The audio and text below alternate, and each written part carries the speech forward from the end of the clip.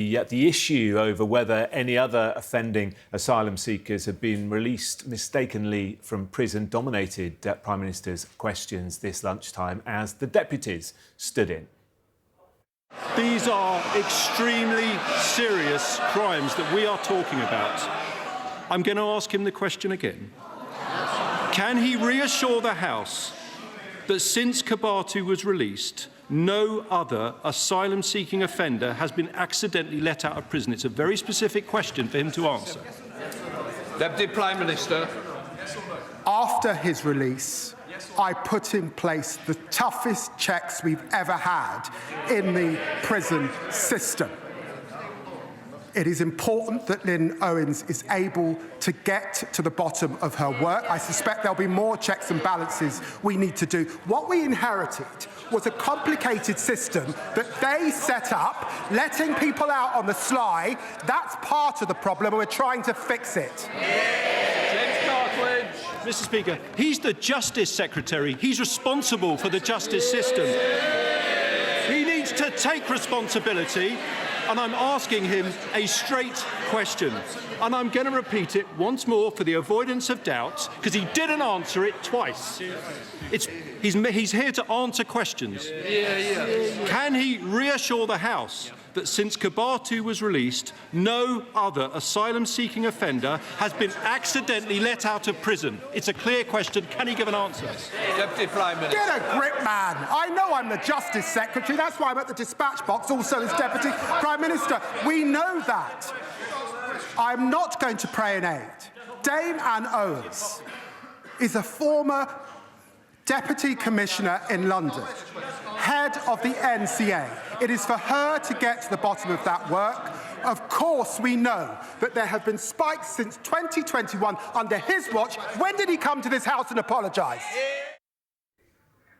Well, since that exchange in the Commons, the Tory party leader, Kemi Badenoch, has given her reaction. She has said that James Cartledge asked the Deputy PM 5 times to tell us if another migrant sex offender had been accidentally released from prison. Instead of answering, Lammy lost his temper. Now we read it has happened again, and he's been on the run for a week. This is a shambles of a government. Well, let's bring in our political correspondent, Rob Powell. Very interesting how this has played out, Rob, isn't it? We did wonder why that question was being asked over and over again. We now know exactly why, and presumably David Lammy knew as well.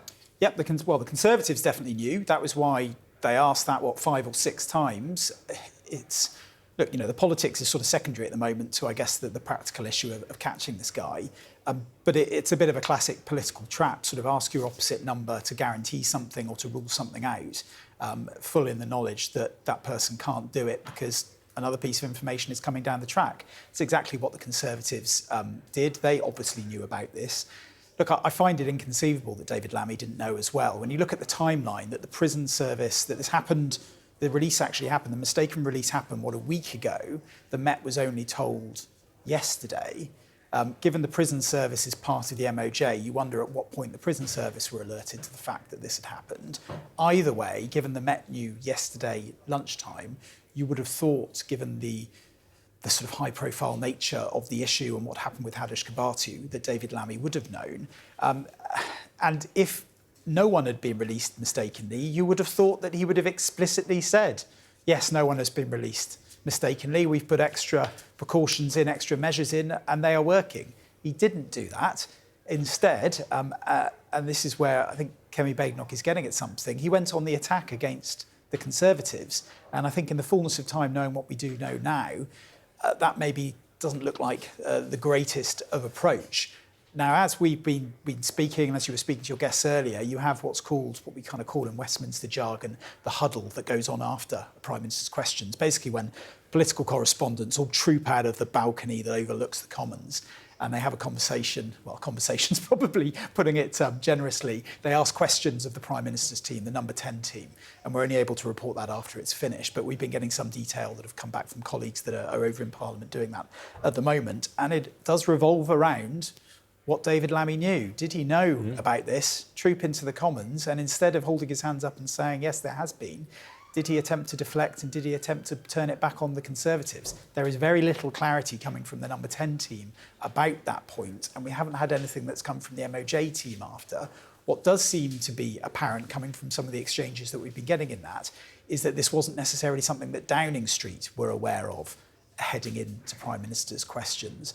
So I think there will be some very difficult questions going on within government if it turns out that David Lammy and the Justice team did know about this, didn't tell number 10, and then walked into the Commons essentially as something of a political sitting duck. I guess they didn't know what the Conservatives knew it, but look, it's a very smart piece of politics by the Conservatives, and it's left David Lammy looking quite wounded. The Prime Minister will be pleased he's on a plane to Brazil, or I don't know if he's there now, but he'll be glad not to have been part of all that. We will find out about who knew what and when, I'm sure, as the afternoon progresses. Thank you very much for the moment. Well,